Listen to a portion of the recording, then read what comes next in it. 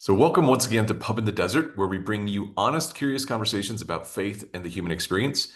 I'm Matthias Miller, here with my co-host Kevin David Kridner, and today also with our special guests Patrick and Kaitlin Lapp. But before we dive in, I want to recap our three guiding principles. First, you don't need to be fixed, you need to be known. And we believe that love is defined as knowing and being known. Second, we approach difficult topics with genuine curiosity. So we aren't here to win arguments, we're here to understand. And then third, we don't come with preset agendas. We're here to let conversations unfold naturally and follow where authenticity leads us. So pull up a chair, grab a drink, and let's explore what union looks like with God, with others, and with ourselves. So Kevin and I are both delighted to be with you guys, Patrick and Kaitlin, again. We had a wonderful time last time. We Yeah. enjoyed it. Yeah. And I wanted to just jump in because it felt like I I threw out a question and we ran out of time, and I wanted to dive straight back into that. And so I'm going to do my best to resurface the question, and this is going to be this is a little fire starter for the conversation, and we'll see where it goes from there. But the question is simply this: the concept of union as and theosis as a concept of salvation is a very orthodox view of salvation. And in informal conversation, I was asking you a little bit about how does the kind of the post-Reformation concept of salvation fit into that?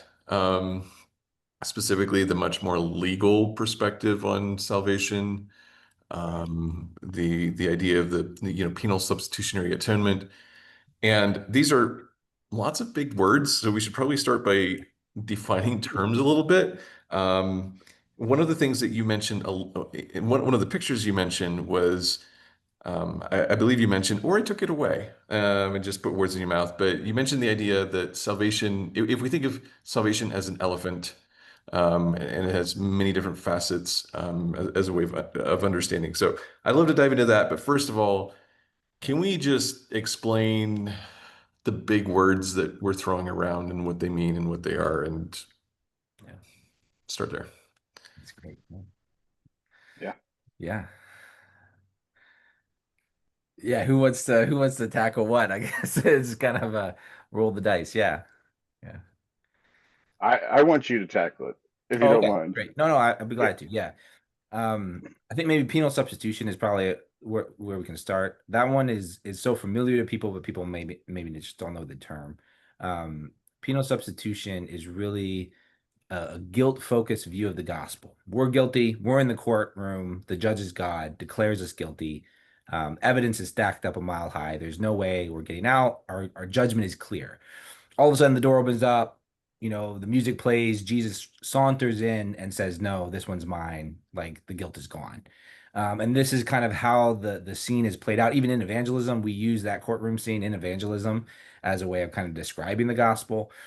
And it's really this idea of we have a debt we had a debt we could not pay. God did not have the debt that he could pay, but he took our debt and cleared our debt.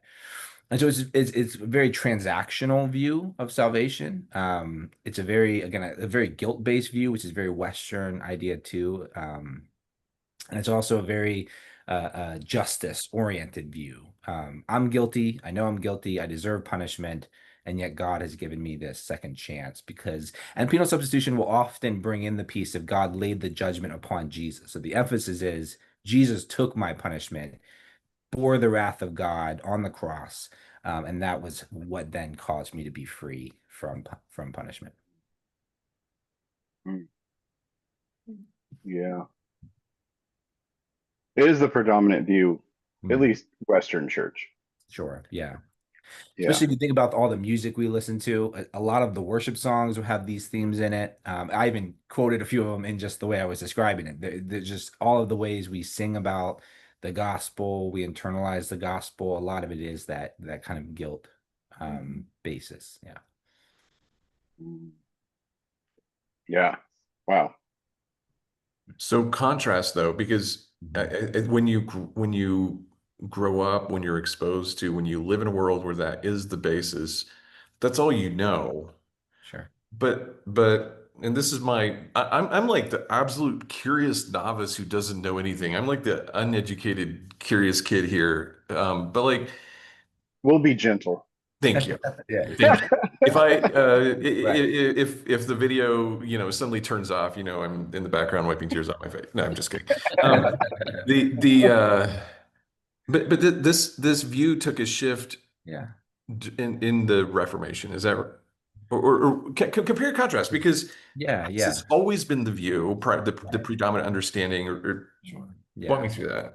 Yeah. Man, you're probably going to hear 1,000 different answers from 1,000 different theologians probably on the diagnosis of that, I would say. I would probably locate it somewhere around the emergence of, I don't know, even evangelicalism. It's probably before evangelicalism, but they kind of it really it seems like it's a very American version. It really sprung out of maybe like George Whitfield era. Who's Not what? even like British, you don't think? No, I would say it's step back, but I'm trying to name some of the people who I would think who is who's Kyle's favorite theologian, the Oh, Edward. Edward. Yeah. So Edwards, Jonathan. yeah, Jonathan Edwards would have probably had that predominant view. Sinners in the hands of an angry God. Yeah, the Mhm. sinners in the hands of an angry God view, the kind of the tent Really revivals. enlightenment. I don't want to make it the boogeyman because a lot of people make enlightenment the boogeyman. And I don't want to make it purely just the Enlightenment's fault.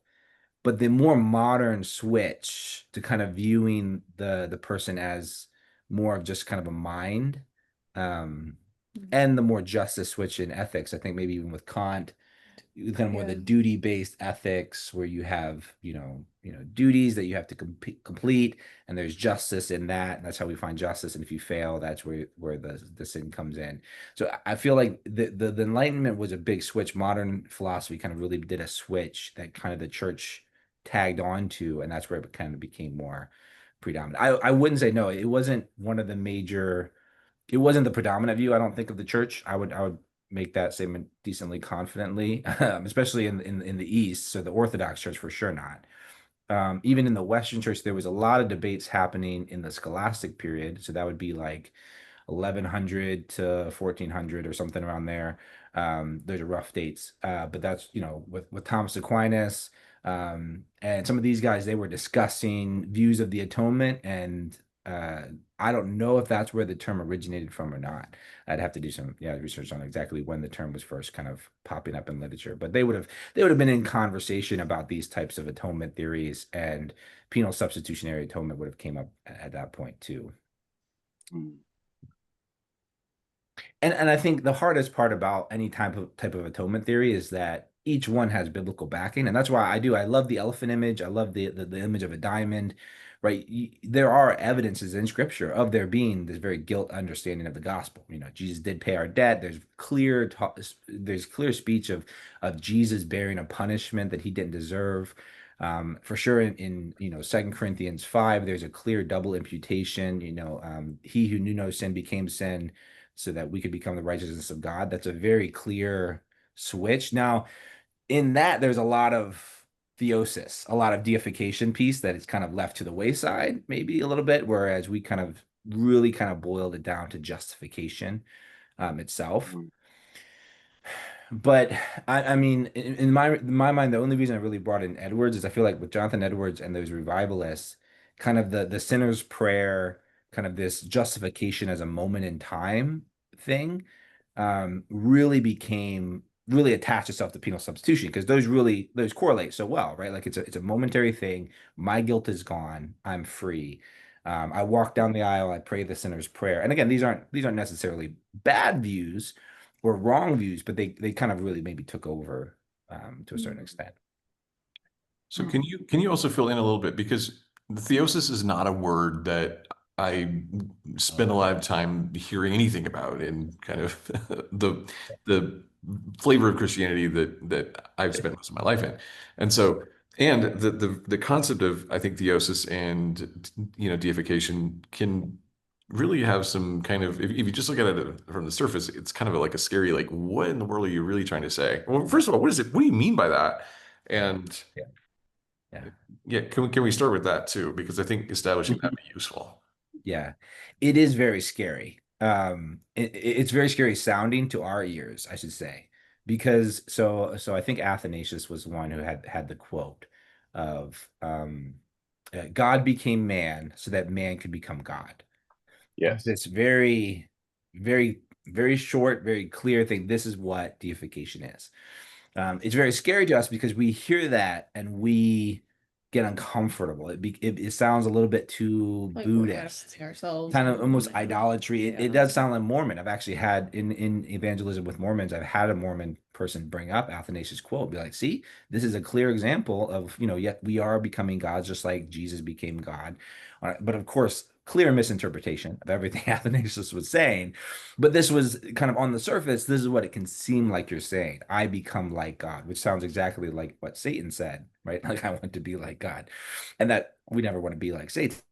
So I think that's the hard part, is it does have, you have to really understand what are we actually saying when we say become like God. Mhm. And deification is this whole purpose, or this whole idea of, if the Trinity is a unity among persons where perfect love is found and there's perfect unity in that, and Jesus is one of those persons. Mutual indwelling, the perichoresis. Nice, Mhm. nice. Yeah, that's mutual indwelling. Then for us to be united with Christ means we're united with the Godhead, with with Trinity, with divinity itself. As Peter would say, we become partakers of the divine nature. And that phrase is wild, because to think about humans, even just the non-divine ones like Jesus, humans becoming partakers of the divine nature, that is where the union with Christ comes, union with Trinity comes, union with divinity comes, and that then brings what we would say deification, which is just godlikeness. Mhm. And you even see Peter having this experience prior to writing his letters, it was Peter, right, where his shadow is cast upon somebody and they're healed. That's Peter, right? Peter, yeah, it was a shadow with Peter, as well as I think the napkins with Peter, where the things Right, he touched, the pieces of cloth he touched that were handed out to the sick people. right. So he's having this Yeah, very godlike experience, sure. and he's writing about it. Right. Yeah. Not just a conceptual idea. This is like, Yeah. I had this experience. Right, right. And in the context of partakers of the divine nature, Peter directly flows into a a list, the will, his own progressive view of sanctification.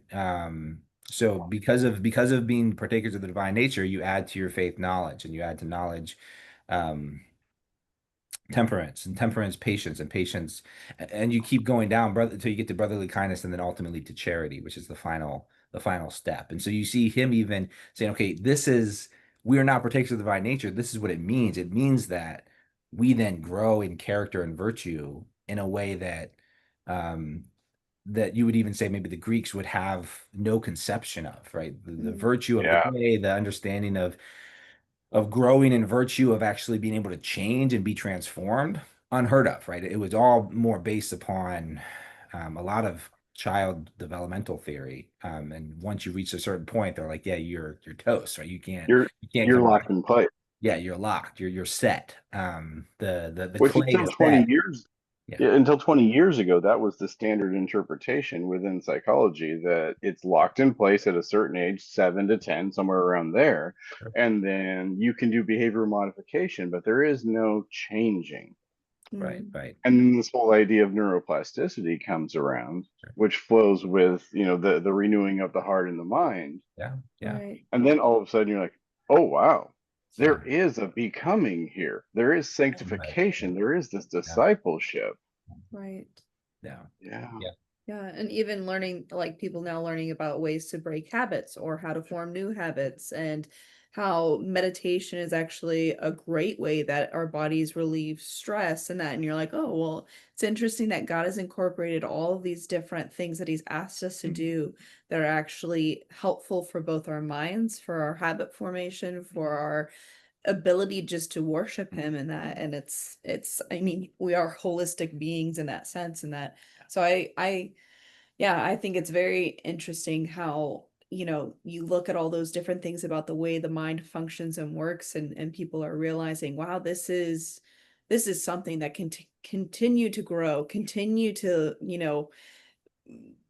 new brain waves are being created through, different stuff. And then it's like, yeah, like God has literally given us the instructions for how do we become more like him? How can we keep ourselves growing? How can we get into the meat and, continue to learn and form ourselves? And yeah, we're not these kind of set in stone type beings that you are doomed to be the way that you are. And it's no. Right. Yeah, this is it. Yeah. Yeah. Hmm. Yeah, and there is, I think, along with this discussion, you do have to qualify. I think partly for the Mormon groups who are disengaging from, and from this, clear danger of idolatry. And one of the easy distinctions is by talking about adoption versus sonship by nature. And so Jesus, in Hebrews, there's a lot of this kind of way you can parse that out in Hebrews, where Jesus is a son by reason of his divinity. And then we are adopted into that. And so there is this qualification of like, Jesus merits resurrection because of his victory over death and sin. I merit resurrection because I'm adopted and united with Christ. And those are two hugely distinct things, even though we both get resurrection. And so I think the same goes with deification, theosis, is that, God is God by nature of who he is, by the very nature of his existence, he is God. And yet we get to participate with that, become partakers of that by reason of adoption, by reason of union with Christ. And so those clarifications help kind of parse out. There is still a distinction there, what we often refer to as creator creature distinction. There's a difference between creator and creature, and that distinction never goes away. And yet we become partakers, participants, adopted as sons and daughters. Like there's this kind of connection there that doesn't remove the distinction entirely. It's very interesting on a human level. I have clients who've been adopted, and they struggle throughout their adulthood with that feeling of not being chosen, not being, biologically with their biological parents. And it's interesting you say that, because the one thing in my experience with the people that I have worked with who are struggling with that is pointing out that adoption within the family of God. Right. That it's not a secondary place. Oh, sure. Right. Jesus says co-heir. Oh, right. Right. Yeah, of course. And so there is this co-heirness, and somehow in some alchemy via the spirit, like it will be able, like they can actually step into, no, I am a co-heir in this larger family. Mhm. Right. Yeah. And it's a very powerful concept just to embrace. Yeah. Right. So I could see people saying, oh, well, you're adopted, it's kind of like a secondary. Right. Like, no, Yeah. you're adopted. I like the term grafted. You're grafted in, Of course. and then Yeah. you grow into that branch and fruitful and all those kinds of things. And even echoing Jesus's conversation around the vine and the branch. Right. Right. Of course. Yeah. Right. Yeah. Yeah. And with making the distinction, there's no secondary, right? Like there's no lesser position. It's more of the source of the position. Right. And it's really the word of participation. That's the key piece, because Jesus, by reason of his divine sonship, has this by right of being son. And yet we can participate with him in that through him. And so it's the same, and I think the vine is a good example of that too. It's like we don't bear fruit of ourselves, but only through connection with the vine. And I think that would be more of the idea of adoption too. It's like, oh yes, we don't inherit this because we of ourselves are God, and so we become like God, but we inherit this because we are attached to the one who is God, Jesus, and united with him. And so that's where the adoption analogy would come in, is that we are attached to the family versus through our own. Outside looking in. Sure. Yeah, Yeah. there's no secondary, there's no hierarchy. The co-heirs language, the understanding of being full sons of and daughters of the Most High. There's no secondary state, just like there's no secondary state within a family or ideally there shouldn't be between those who are biological and those who are adopted. Right. Wow. I think one of the fascinating things about this to me is that there's this how much all of this terminology exists within a very mental, rational view of Christianity that's very familiar to the West.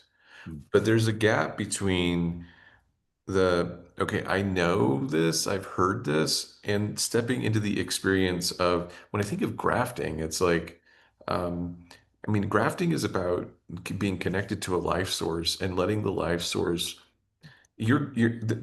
shape and mold you. And there's a sense in which you're still this branch that doesn't really fit in the tree. And for whatever reason, you're here and you're alive and you're bearing fruit and it's connected, but not really separate, but kind of different and all of that. But my point being, like, I, I'm curious, especially for people. I think just for the sake of people listening, it's like, okay, this is really interesting, but what does it actually look like to go from like this just mental awareness of it to really a full being participation in salvation? Right. Yeah. Well, I think it's You're probably kind of saying like moving from the head to the heart, right? Right. Not an intellectual understanding, but a heart posture of it, a knowing. yeah. I think it's a great question. Yeah. Kaitlin, you were saying something. Yeah, sorry. I was just thinking like I think to put ourselves into that position, we have to kind of do what you were doing as far as thinking of like what do those steps look like, right? Because you think about both the grafting and being an orphan in that of like you're cut off from a life source, whether it's the plant or whether it's the family, and you're cut off from that source. Like you have nothing to provide you with the nutrients or with the love, with the support that you need. You've been taken away from everything that you've known, right? And in both those scenarios, you're then placed into something that provides everything that you need so that you can thrive, so that you can flourish, so that you can ultimately reach the best of what you could possibly reach that you could never have done without that, right? Like, in most cases too, if we think about in the time of like the Bible and thinking about the orphans there, I'm sure there was plenty of scenarios where it was like today where, people just felt like they couldn't do it, whatever, gave their kids up. But also I think there would probably have been a lot more scenarios where their families died and they were orphaned. They had no parents. There was no family to take them in. There was a famine that took out, the village, like all these scenarios where like literally everyone that they knew had passed. And so that was likely going to be their future because as little kids, they would have no one else to look to, no one else to bring them in. And so to be taken in by a family and said, "You're mine. I'm going to care for you. I'm going to take that burden because you're not a burden, because you are loved and you are now my son or my daughter." And the same thing with a plant, to like have that severed from the nutrients, right? And to be, if not, thrown into the dirt and to pass and to no longer fulfill what your purpose was, but to now be made into a whole nother plant, to be grafted into that plant so that now it's nutrients, it's thriving, it's making something even more fruitful than it was before. And so like thinking about those things and thinking about my life um and yeah, I've not been orphaned. I'm not a plant, obviously, but like there was a lot of ways in which I felt the hopelessness and the sadness of life and feeling like I was dying and like there was nothing to really thrive from, and to realize that when God came into my life, to see how he ultimately brought me back to life and helped me to flourish. And now I can see, looking back into the past, of all of the things that's grown out of that, of all of the beautiful family that I've been now connected to through the blood of Christ, that these people apart from God, we have nothing similar, nothing in common, or I would have never have known how beautiful they were if it wasn't Christ that had connected us, and those conversations about Christ and who he was that brought us so close together. And so, yeah, just putting yourself into that that mental process of what does this look like in my life, you know, and thinking about where was I dead that then I felt life start to come back into me through Christ, through what he did, through what he's continuing to do in me, because it's very obvious to me now, and maybe it's because we've had to practice it a lot with God, right? Of like looking and seeing my life of like, oh, okay, I know what it looks like now for me to go through dark and hard times, but I also know that those means like time of growth, and those are times where I can really see God's hand providing for me and bringing in other people to kind of help that growth to continue on. So you kind of learn to look for those things, and you learn to see what, you know, how Christ has done that in your life. So Yeah, and it seems like we're God's adamant, especially in the Old Testament, to take care of the aliens, the widows, and the orphans. Okay. Adamant over and over and over again. And like as we're talking about this, the grafting in and the sonship and daughtership, it's like this was his plan all along Yeah. to bring that together. Yeah. Yeah. Yeah. there's a Maybe suggesting, I'm sorry, Matthias, like we were talking about moving from the head to the heart. Maybe the only thing that can do that is suffering. Mhm. And in suffering, turning to God in the midst of it. Yeah. And if we raised in a culture that sees all suffering as inherently bad, and your job is to be comfortable, then it makes sense that we have so many withering vines. Mhm. Yeah. Yeah. Right. Yeah. Because the Catholics talk about this three-stage process, and it's in the Divine Comedy as well, where he talks about the purgative, the illuminative, and the unitive state. And they, at least my spiritual director talks about it this way. He goes, that's circumstantial within seasons of our lives. There's purgative seasons where things are getting stripped away, and then we have these illuminations and we grow more in union. And then as a lifelong journey as well. Like it's absolutely essential to have that. And so maybe that's a key component of moving from head to heart. Right. Yeah. one of the things that strikes me, there's a gentleman by the name of Jack Frost who grew up as a sailor and came to Christ. I can't remember the specifics of his story, but he had a very interesting definition for an orphan. And he said the biggest challenge as an orphan, he shared, he basically threw away his, I believe it was his adoptive father's business, because of his own sheer willpower and independence. And he defined the orphan as independence. Um, and I think one of the pictures that started emerging as you were sharing, Kaitlin, is look at a vine, look at a branch, look when it's pruned, it creates stress.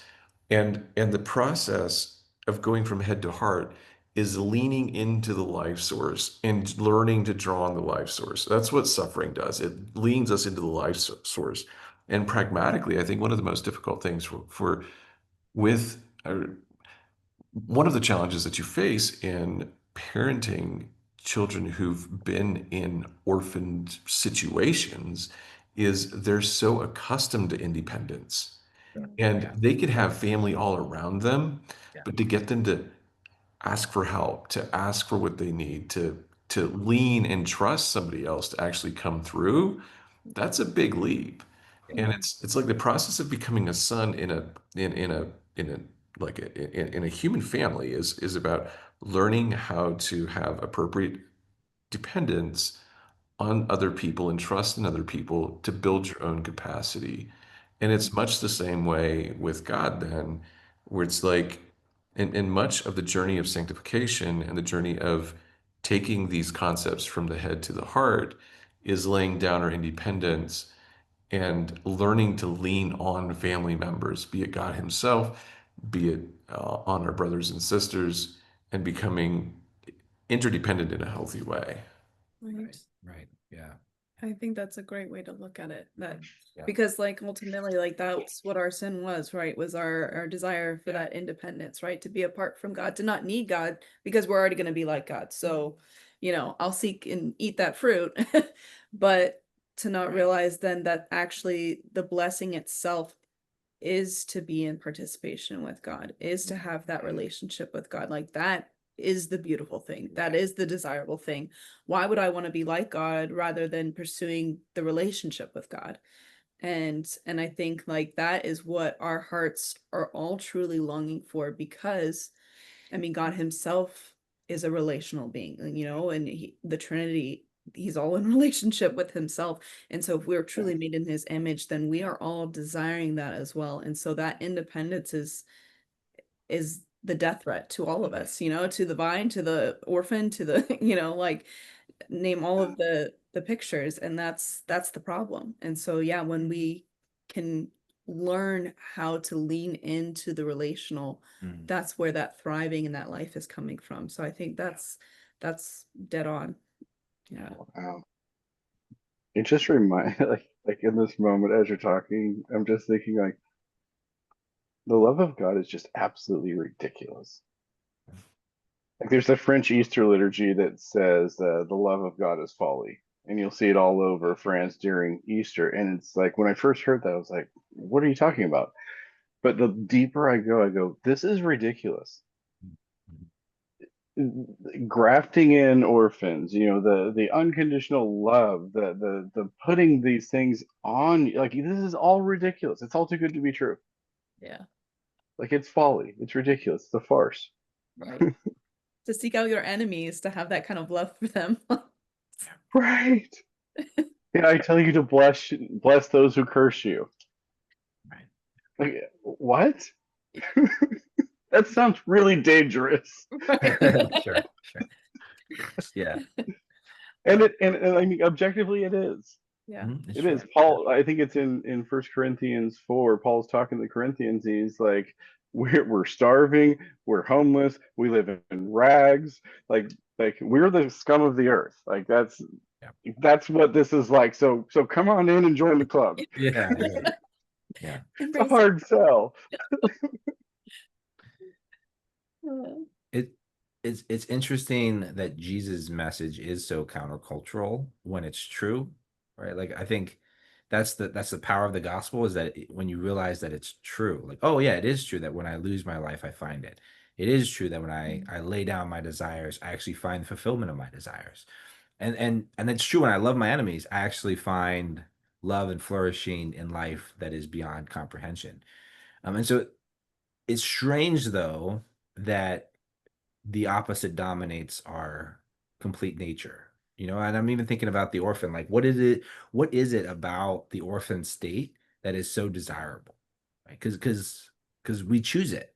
I choose it. That's where sin comes from, right? Is I choose the orphan state, and yet it's so painful for me, and it hurts me, and it's as if I am reaching out and touching the fire, and every time I get burned, but something about the fire makes me want to touch it. And so I wonder, what is it that's in our fallen nature, or that sin is capitalizing on, that allows us to, or that causes us to continually seek the orphan state versus surrendering to the love?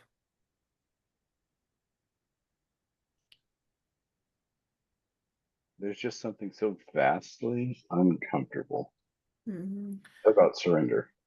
Yeah. True. I was talking to a friend recently, and she was going through a hard time, and getting pregnant, and so it was a very trying time for both her and her husband. And I started to talk about surrender, and she stopped me. She goes, "I don't like that word." She's like, "I prefer yielding," and I go, "Okay, tomato, tomato. But if yielding makes you feel more comfortable, by all means." But in that moment, I get it. Like I am not comfortable with surrender. Yeah. Yeah. It is vulnerable. It's uncomfortable to know that we're giving somebody else power to hurt us simply by not acting, right? Because like, you're setting yourself up for a situation that all they have to do is just not make any effort, and that will crush me. Right? Right. They don't even have to actively hurt me or, punch me or whatever, like just not even being interested or motivated to make an effort Right. it would hurt more than anything. Mm. And that's devastating because we know how easy it is. Like relationships are hard things, especially because by nature they're mutual. And so you can only control yourself, but you're trusting the other person then to be motivated and interested enough to make an effort on their part. Mm. And you can't control that. You have nothing to say or do about that, right? Like that, I think, when I think about vulnerability, like rejection is the worst kind of thing that I can imagine in my life. Like that's pain, right? Yeah. So it's like I can take a hit, somebody can punch me, fine, whatever, like, I was a goalie, I know how to, but like, Right. reject me and and like I won't even journal because I realized from a very early age that I'm like, if I were to write something down and to write it out fully and felt like I got everything that was in my mind down onto the paper, and somebody were to read it and see it and still decided that they did not like me, that was the last stronghold. Like, because then I realized they knew who I was. They understood, and they didn't want me, and they weren't interested. And that was like the worst form of torture. So like I don't journal to this day. Like I probably, it's something I probably should work through. But like but at the same time, it's like that's the ultimate act of rejection, for somebody to know you fully and not want you. And then to say to God of like, oh, I trust you with that though. Like that, Right. like that's the Right. constant struggle between me and God, is like, do I trust that you love me still? Like, do I trust that after everything you know about me, you still want me? Mm. Given what you just said, what just popped to mind is a lot of people I've worked with, they talk about there's been a difficulty with being misunderstood throughout their lives. Yeah. And in light of what you just said, I could see that could be a protective wall that I hide behind. Yeah. I'm just misunderstood. Yeah. Okay. But Right. have you actually communicated what you actually think and feel? Well, no, I didn't have the space. Well, you can't say you're misunderstood if you're hiding behind this wall. Yep. True. But maybe that is actually though the reason the walls are there, right? Because if like you're saying, if you are fully understood and known, and then you get rejected, then like you said, it's over, right? There's nowhere else to go, right? You can't. There's no excuses. There's no paths to walk through.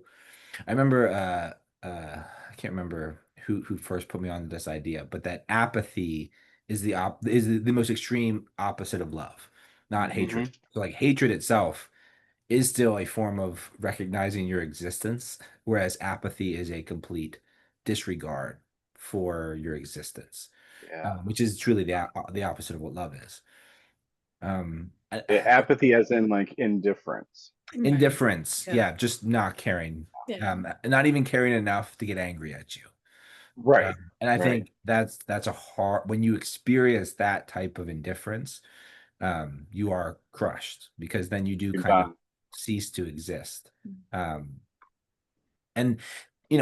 side note, there's a whole like, that's basically the foundation of why we believe hell still exists and why Satan still exists, right? Because God is not able to do that completely. to cut someone off from existence is out of nature, out of character. Wow. And but truly that's what we wish to keep ourselves protected from. The catch-22, and this is Augustine's whole thing with sin, is that is actually what we're doing when we try to not have it happen, right? By orphaning ourselves, we are removing ourselves from love. We are, by rejecting God, we are building up walls to keep us from the one who is life itself, who is existence itself, who is love itself. And so the thing about sin is that it's in seeking to protect ourselves from that pain, we actually find ourselves moving more and more into what could only be referred as less life, right? Less being. Yeah.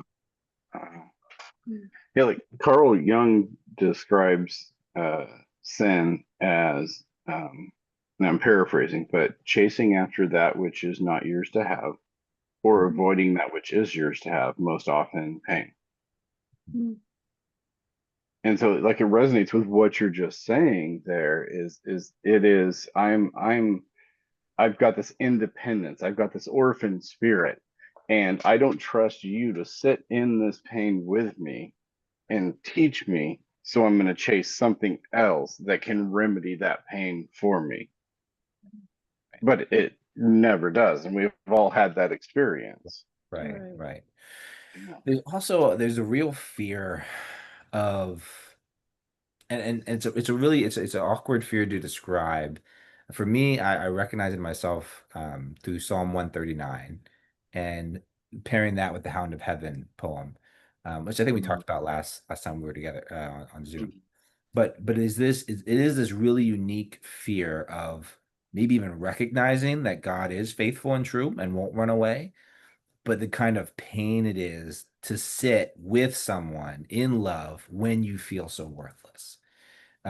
It's Yeah. almost of a unwillingness to accept the love, not because you feel like it might get taken away, but because you know it won't, and you think it should, or you want it to, because the shame and the pain of experiencing love in that space is too it just is painful. Um, Oh, this is fascinating you're saying it's this. it's the But please person's continue. oh no, sorry, no, and yeah, this is the Please. last thing. It's the person stuck in a dark room feeling the pain and stress and anxiety of complete and utter darkness. But yet, when a little bit of light is let through, it's so painful to see that light that they immediately shut the door again. Yeah. Like the light is the answer, and they know it's the answer, but they're so accustomed to the dark that to let in the light is just so painful. It burns. And uh, my mind, C.S. Lewis, the fourth book, the Voyage of the Dawn Treader, right? When what is it, useless? Eustace. Eustace, right? Almost Eustace. useless. Yeah, it rhymes with useless. Eustace Eustace the Crow. is the dragon, right? And the lion, and Aslan has to scrape off the scales, and it's so painful. But in the end, it's the only thing that will allow him to return to humanity. So Wow. that's what it feels like. To surrender to love, that's what it feels like for me. Yeah. Yeah, I mean, it just resonates with what I've been experiencing recently, and maybe this is not a conclusion, I'm coming to it late, but Brennan Manning wrote a book called The Furious Longing of God.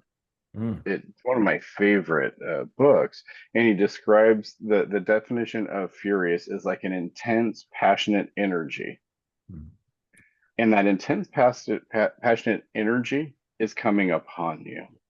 mm, Or like Paul Young, I heard him talking, and he talked about God's wrath, God's love, God's wrath is love. mm, mhm. And what I was experiencing, and Matthias and I have talked about this ache. There's an ache, and I thought it was a bad thing, Mm, and I had to fix it. And for majority of my life, I had to fix it somehow. And me, the methodology I went towards was apologetics, theology, spirituality, practices, whatever I could find in that vein to fix it, and nothing ever did.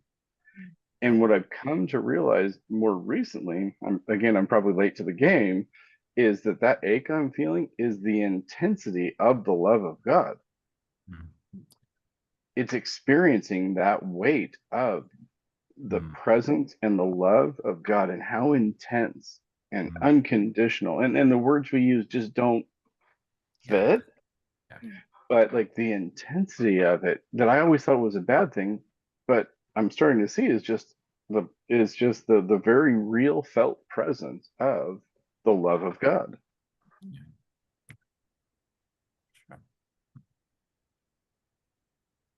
That light analogy is a really powerful analogy because it's not just love and acceptance. It's, you know how painful it is to hear truth when you're steeped in lies?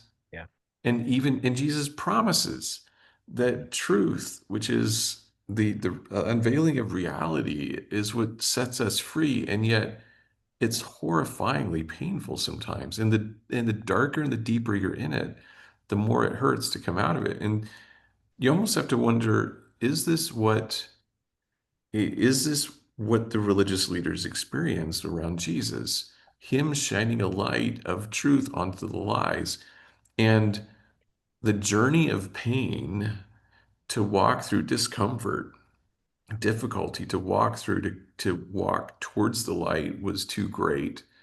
And so rather than to walk into the light, let's slam the door shut and let's keep truth from Yeah. shining in here. I mean, this is very practical in Yeah. relationships, Oh, yeah. in business, in church, and almost every area of life.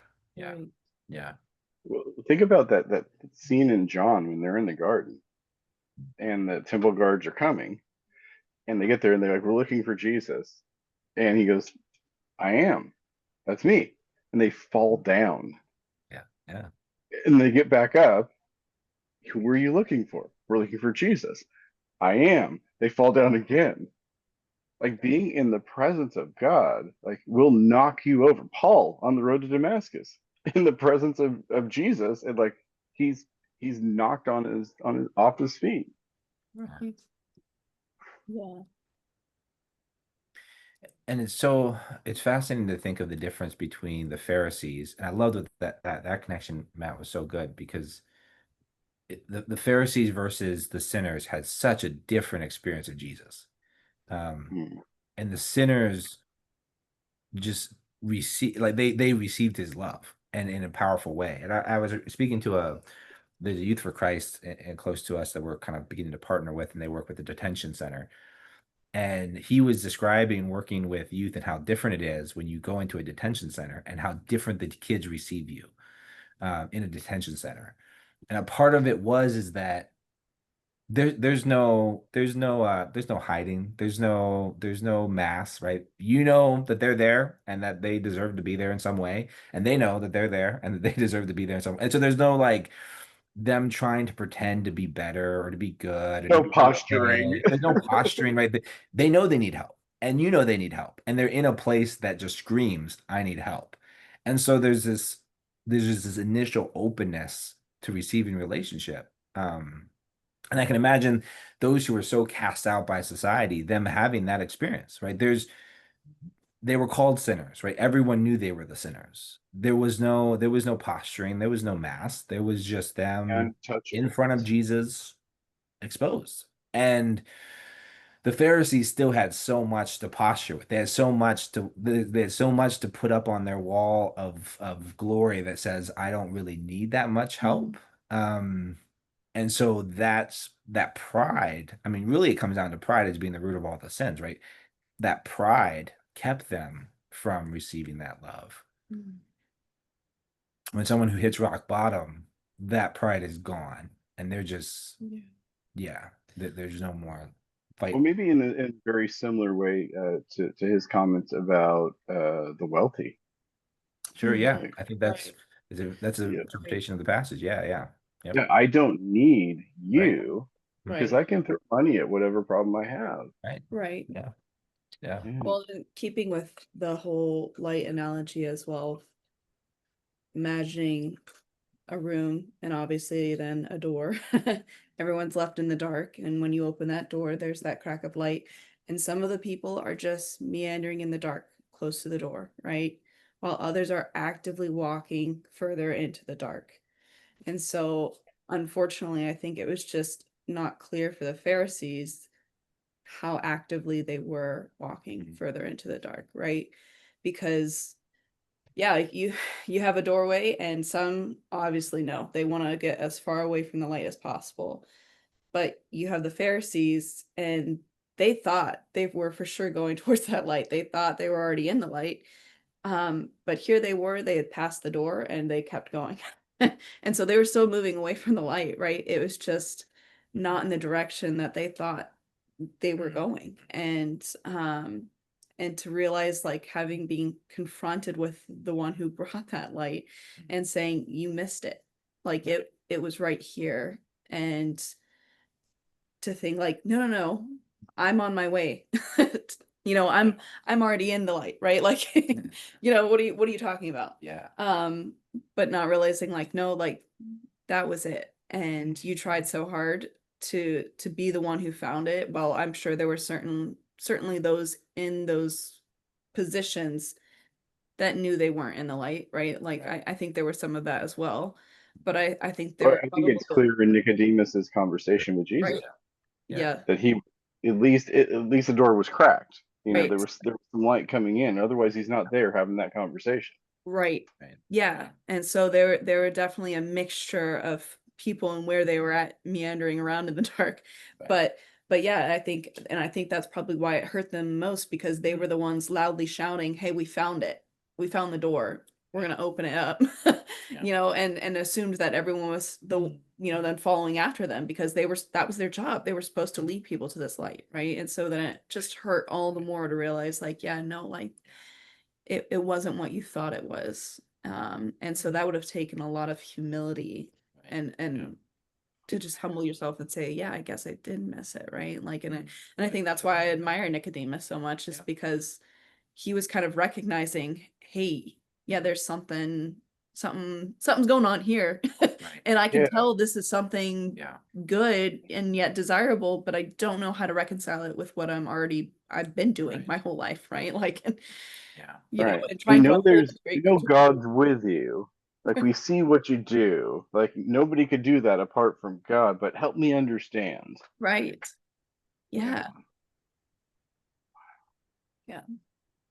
Jesus makes this really profound statement. He said, if the light that is in you is dark, Sure. how great is is the darkness? Yeah. Wow. Exactly what you're saying, Kaitlin, is Yeah. when you're in the dark, it's like you're in the dark and you're like, hey guys, look at the light. Yeah. Like Right. then suddenly you're completely cut off from light because it's there. You don't need it. Like, Right. and if light shines in, it's got to be something else because the room is light. Like, Yeah. Yeah. talk Right. about a mental trap. Right. Right. Right. Yeah. Right. Yeah. And Well, there's that verse that talks about like the light shines and the darkness can't stay in present. Darkness flees, Right. in response to it. Like at least me growing up, like I thought that light coming in and darkness fleeing wasn't altogether joyous experience. It was wonderful. Sure. But if there's darkness inside you and it's fleeing, that's going to be a very painful, to your point, Matthias, like that's a very painful thing. Yeah. Like, this was one of my coping mechanisms. This is how I survived. This is like my gifts and my talents and everything. And now this light comes in and that's fleeing. Like, who am I now? Right. yeah. Right. Yeah. And there seems to be like it's interesting because the light and dark analogy is so powerful because the Bible describes Satan as represents himself as an angel of light. And I think the same is true of riches, of all of these things, is that there's good to be found in them, and so we make that our light. And so we seek from whatever the vice might be, but we try to make that, okay, now I have light, I have money, I can make my life comfortable, I can be my own God. Or for the Pharisees case, maybe it was, I have the law, I have my righteous deeds, I have all my good works, have the prestigious position in the religious order, whatever it may be. You cling to that, and the little pieces, the little glimmers of light that are from God, that he created in the world as good and beautiful and wonderful, um those little glimmers, you attach yourself to them and make them that be the sun for you. And so you're standing, or that maybe a better analogy of like you're in the dead of winter freezing to death and you think this one little candle is going to save you. And you're like, well, it's real, it's good, it feels warm, I feel the warmth on it, like it feels good when I you think about vice, when I drink, when I smoke, when I do whatever vice you have that goes overboard into an addiction, right? That if it does feel good, it's just not going to save you. It is just a little glimmer. And so the angel of light analogy, even of Satan drawing us in by saying, hey, these are some goods, and you could make this your son. Yeah, I think there's pieces of that there where we find the little bits of good and we try to cling to them. Yeah.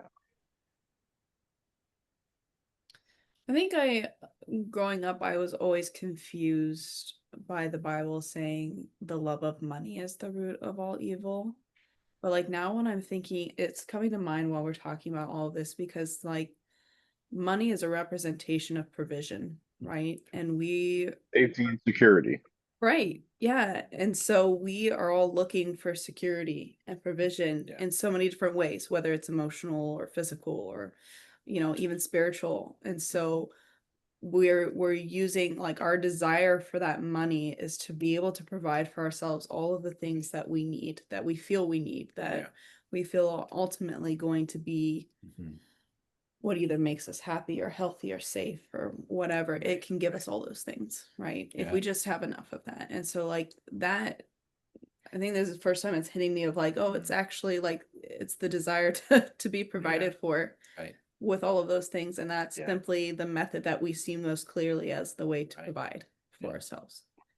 And so it's, yeah, it's interesting even with like, you know, talking about Satan drawing us in with, Sure. Yeah. you know, his version of the light and seeing the good in those things of like, oh, well, what can people really recognize as good in money except for like the, you know, the purely, you know, passing things that will just decay anyway through time, right? But it's like, no, like that's an overall sign for Right. our security and our safety. And I've always told Patrick this of like, I hate the open ocean and I hate space. Yeah. Because I dislike those movies, any movie that has that, you know, those themes, because it's like, and I know exactly why, because I'm like, those are the most frightening things to me, because That's right. space and ocean take away all of your immediate understanding of security and safety. Like there is no longer the illusion that you are going to be okay and safe, because any little thing that goes wrong and you're dead, you know, because lack of oxygen in both places, you know, like there's who knows what's up there, whether it's meteors or deep sea creatures, I don't know, like there's just so many things that it's like you are immediately aware that you are finite. Right. And that you could be destroyed within an instant, and yet that's our average day. We just have so many things in our lives that keeps the illusion up of like, oh, I'm safe, I'm cared for, I have everything I need, I can, you know, breathe freely, I don't have to worry about my oxygen being taken away in a moment. And it's like, no, that's all an illusion too, because Right. ultimately like your days are numbered. It's just you don't know them, and Right. you just have the thought that you're going to be okay because you can access what you think you need Right. at any given moment where you are, right? But space and ocean, nope, like that illusion's gone. Like, you know, so I think that's we don't often think about how finite we are, even in the moment of just sitting on my couch, right? Because my air could easily be taken from me just as well as here. Something could malfunction within my body, you know, like there's countless ways that we are not in control. And to trust that God is going to provide us everything that we need has to be a daily and a moment by moment thought sometimes, you know, because he is our ultimate provider, and Right. we have to be willing to submit ourselves to him. Yeah. Right. I love that because it connects to the orphan theme as well, right? Because it gives us the illusion that I can, you know, do it on my own, right? Love of money is the root of all evil. It's like, yeah, I can, if I have enough provisions, then I don't need anybody else. Yeah. And that's a It's so story that fascinating. Oh, sorry. Go ahead. it's a story that's so deeply ingrained in the whole concept of the American dream of rags to riches, Sure. of the self-made man or self-made woman. Like those are all orphan stories retold because orphan stories, we want the orphan story to be true. We Yeah. want to be able to be the orphan, to be independent, to pave our own way.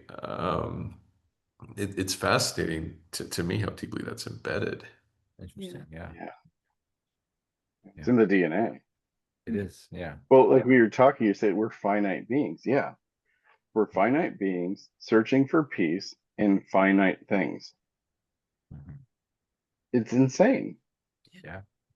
Yeah. You know, money. I got plenty of money. Yeah. You can lose it tomorrow. It could all be gone. Yeah. Or in a relationship.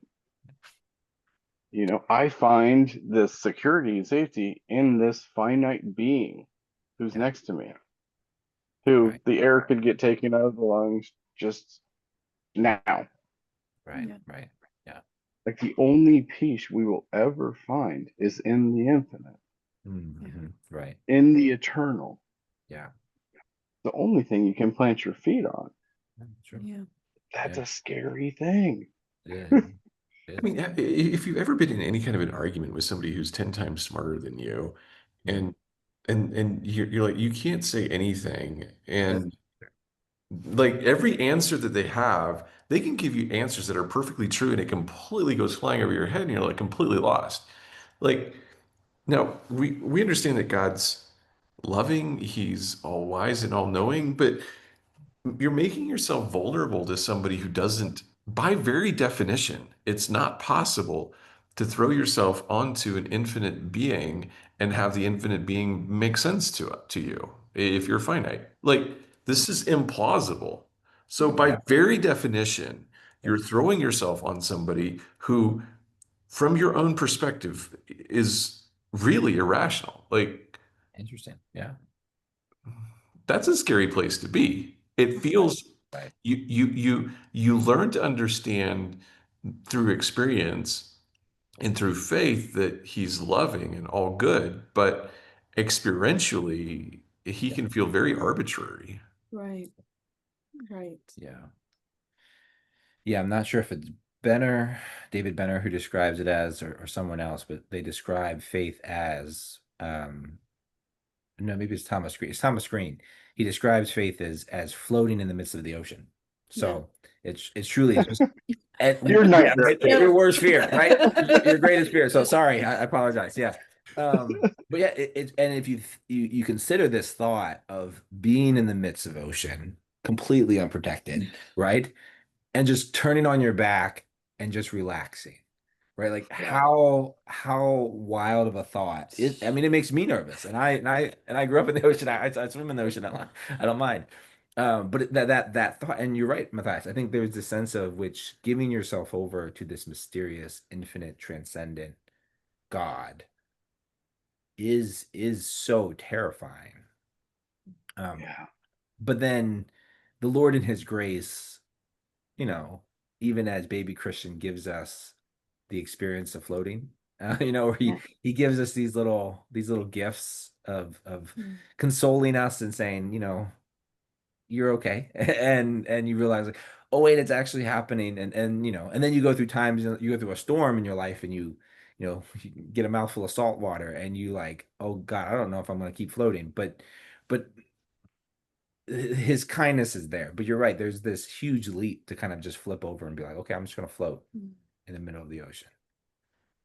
Which is crazy though, to bring it back to like the main topic of the thing is like us being more like him and being invited into the process of being transformed, right? And having our minds renewed and to become more like Christ allows us then the ability to know him deeper and to trust him better, right? And to then ultimately give ourselves more over to that situation and find more peace and say, I'm going to keep floating, because I trust you and I'm starting to understand you a little bit better and understand how you operate with me, how you operate with humanity, how you are really truly good and loving, and that you have my best interest at heart, and to kind of become a part of that beatific vision, like allows us then the opportunity to then entrust ourselves more fully to that situation, even though we're still floating in the ocean. And we're still in that, like, we're still the finite, trying to understand the infinite. And so it's still overwhelming. And yet that is part of the actual process of us being able to continue going and to continue to allow ourselves to be in that position of surrender. Right. All right.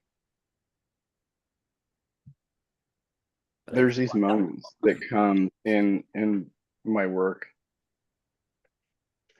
with people. They'll come to this moment where they'll say, like, I don't want to live like this anymore. Yeah. And if you truly mean that, I think that that's where it happens. That's where the process starts to happen. Right. I don't. I think we even had a conversation like this a few years ago, Matthias, where you're like, "Is this the point where most people give up? Is this Yes. the point where most people stop?" Yeah. Yeah. And I thought of that for a second. I was like, "Yeah, most people do," and I understand it. I get it, 1000%. Yeah. Yeah. But there's this moment where Jesus has just given this teaching on unless you eat my flesh and drink my blood, and everybody just like takes off. Yeah. They're like, this guy's talking about cannibalism here. We're good Jews. Right. Like we can't handle this. So go leave. And then he goes up to his disciples. You gonna go too? And I can almost hear Peter just like gasp, just like, where are we gonna go? I think it's that moment that actually transforms us. Like, where Yeah. are we gonna go? We've seen too much, we've heard too much, we know you. Yeah. We don't get this at all, Right. but there's no going back. Right. Yeah. It's true.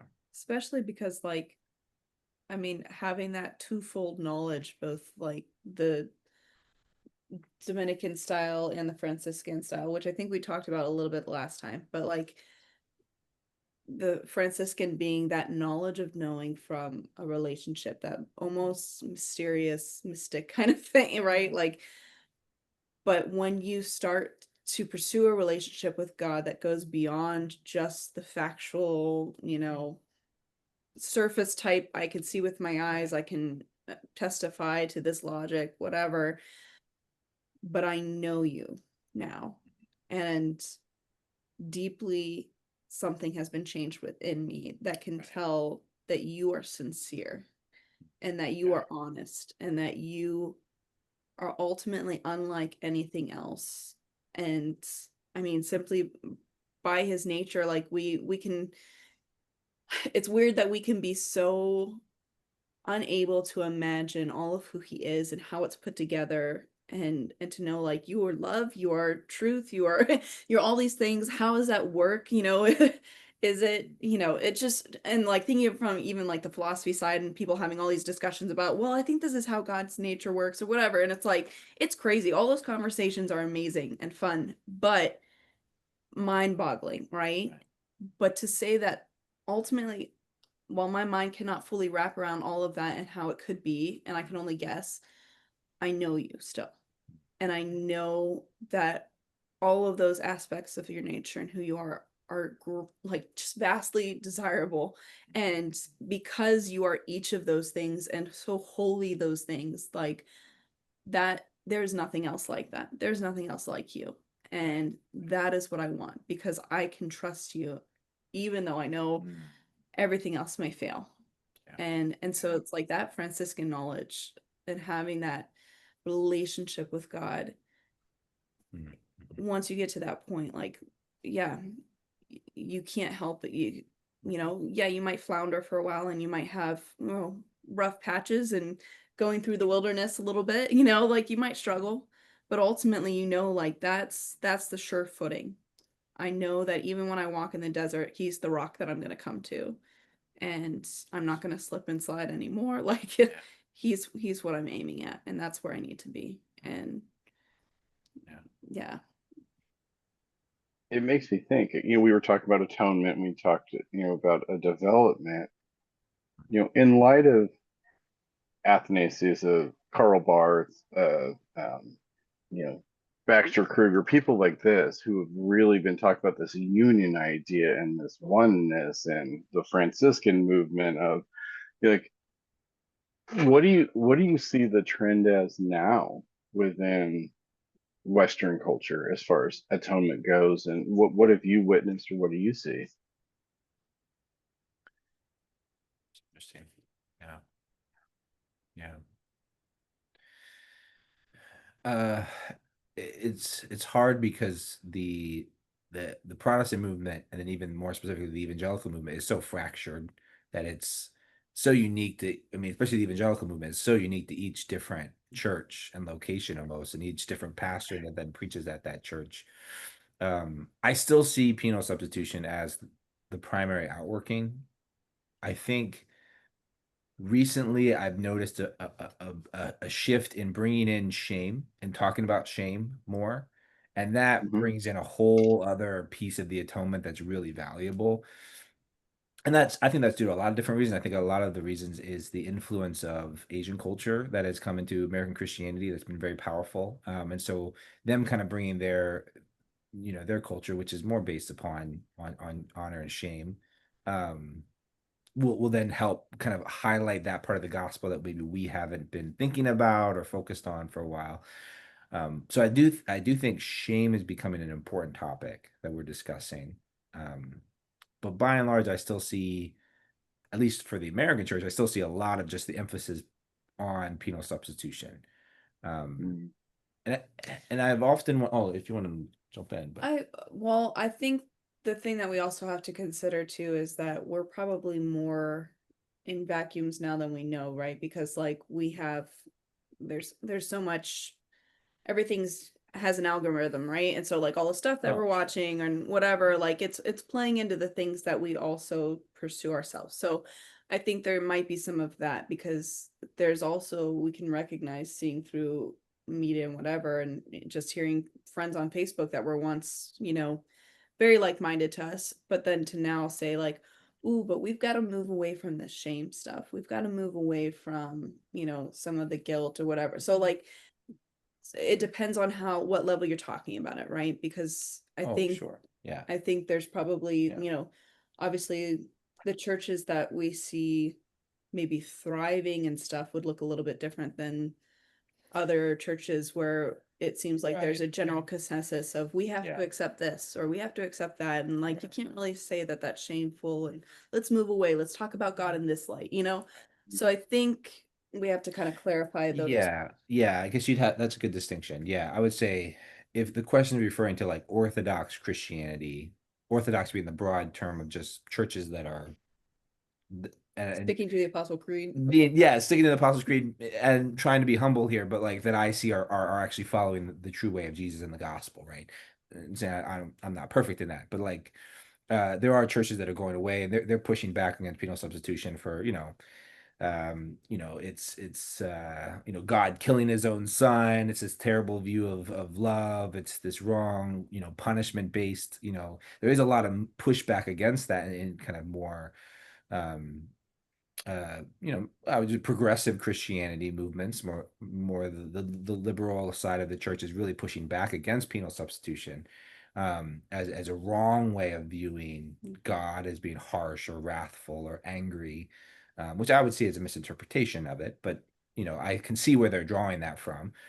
In application, penal substitution was used that way, I think, and it was preached that way, and so they would be reacting to that. Yeah. So yeah, I think there is that movement. If you that you can we can see kind of referring that's kind of maybe happening in the church. There's a kind of pushback against the penal substitution, pretty hardcore. Yeah. So how would you, I'm curious with that question. So how would you tease apart? So you're a lot of what they oppose is a misapplication of that. So how do you tease apart can you tease that apart even further?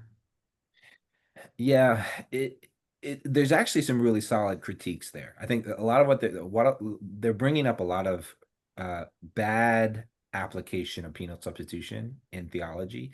That is important for the church to recognize. I think a lot of the times, I think even as myself, I remember, man, I was very young, maybe 7 or 8. I remember praying a prayer to God, and I was asking for forgiveness for committing one of my sins.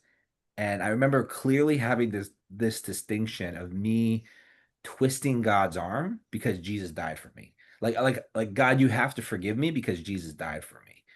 And I was almost playing off Jesus and the Father as the Father being very angry and wanting to punish me. But Yeah. bummer, I Yeah. skipped away. He's a little disappointed because he would really love to bring his wrath down hard on me, but bummer, Jesus stepped in and took it You all. had to pull the Jesus Yeah, card. I pulled the Jesus card, got out of jail. It was great.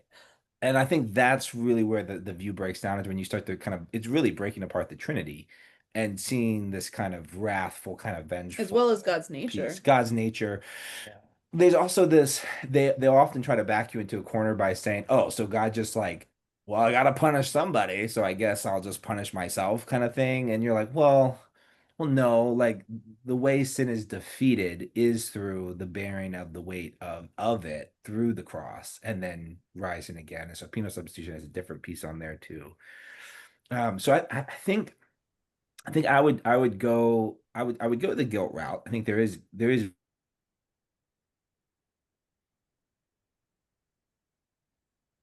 deserved punishment. It's just kind of teasing out, as you put it, the what happens on the cross, right? The kind of Jesus bearing our guilt, bearing our punishment, bearing our shame on the cross, and what that exactly does to the process of the atonement. I think that's where the issues are going to come, and it's the Father pours out his wrath in upon the Son in a way in which I would see more of as a passive pouring out. Jesus bears the full weight without the protection of divinity. He, as Philippians says, he laid aside his divinity to take up humanity. And when he's on the cross, he is not claiming his right as son of the divine, son of God, in order to to move away the wrath, the punishment. And so he's bearing the full weight of the punishment of the sin.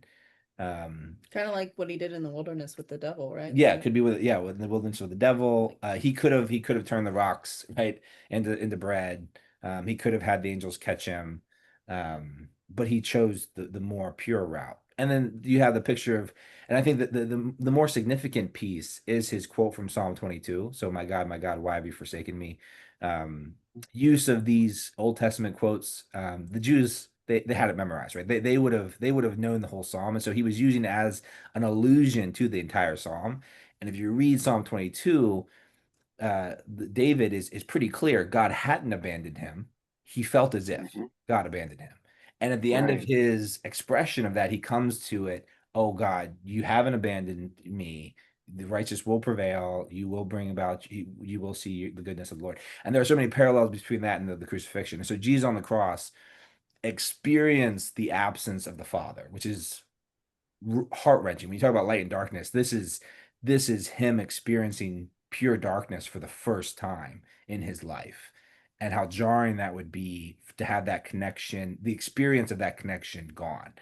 But of course, the Trinity was not broken, right? God did not reject his son, did not break him off of the Trinity, anything like that. It's the experience of it. Was he experienced all of the wrath of God Right. and I would keep it that in that experiential level, in the experiential level part. Right. So that's how I would tease out a Versus, little bit of that, but it is hard because you have to deal with wrath, you have to deal with anger. But yeah, yeah, the experience of the absence of God versus the reality of the absence of God. which we as Christians go through as well. I mean, the dark night of the soul is very real for Christians, and through suffering, sometimes you don't feel it, and to trust that God is still there. I mean, St. John of the Cross would say that's the whole point, right? Is for us to come to a place of saying, even if I don't feel you, do not receive the gift of your presence, your felt presence. I will trust and believe that love Mm. is there. One last thing, Francois Fenelon, he puts it this way. He says, love without feeling is like faith without sight. It's in its purest form. So he says, Mm. like, of course, it's easy to love when you have all the feelings. Like love is, and it's real love, but it's easy. But when you Yeah. you don't have the feeling and you're choosing to still love, that's a pure form of knowing who God is and trusting God, who God is. There's something fascinating in this all. It seems like putting the idea of framing God as the outpouring of wrath is really not taking a realistic view of our responsibility. Like it is our self-protection as people and our defiant. I mean, it's us pouring in many ways, and this is not a theological statement, so you're gonna have to help me out. But in a lot of ways, it seems Jesus bore the outpouring of our woundedness that we poured on him because we could not bear to have perfection walking among us in pure, undefiled love. So we had to do something, and thus we ended up Right. crucifying him. And I mean, your explanation of kind of withholding makes of God, of him not leaning on that, and of God not stepping in to rescue him, and he choosing to lean into the fullness of that just unleashing of brokenness. Right. Is that Yeah, I think that's spot on. Yeah, I think that's really real and raw. And I think one of the more powerful pieces of that is that Plato, especially among the Greek Orthodox, Plato is seen as a prophet, and in he did predict or prophesy, if you want to talk about the Holy Spirit working among even non-believers. He prophesied Jesus' death on the cross. He said, he wondered if a perfectly righteous person would exist, what would happen?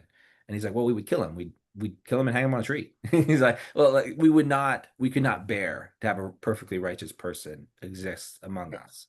And I think that's part of the reason why the Greek Orthodox see some of those philosophers as being their version of the Old Testament prophets, because they're like, even Plato could recognize, yeah, humans, we could not bear to have a perfect love just there in front of us. We would have to destroy it. And I think you're right. That's where the wrath, and the evil really comes from. Evil can't stand good. Right. That's part of Satan's hate and Satan's anger. Well, it brings so much of our lacking up to our faces too. Because I think this brings back then the other part of where we see the church right now, and why those that can't seem to accept the penal substitution, or want to say it's distorted, it's ruined, like that's not really who God is, whatever. For whatever reason it is that they want to kind of dismiss the power of that.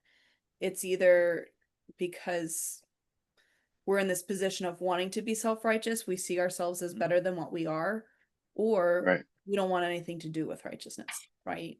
And so for people in those camps, I think it's maybe a lack of the true Franciscan knowing of God, right? Like there's maybe a very clear understanding of who he is, what he said in his word, whatever, but for whatever reason, then they have to justify who he truly is in order to feel comfortable with themselves and where they're currently at, right?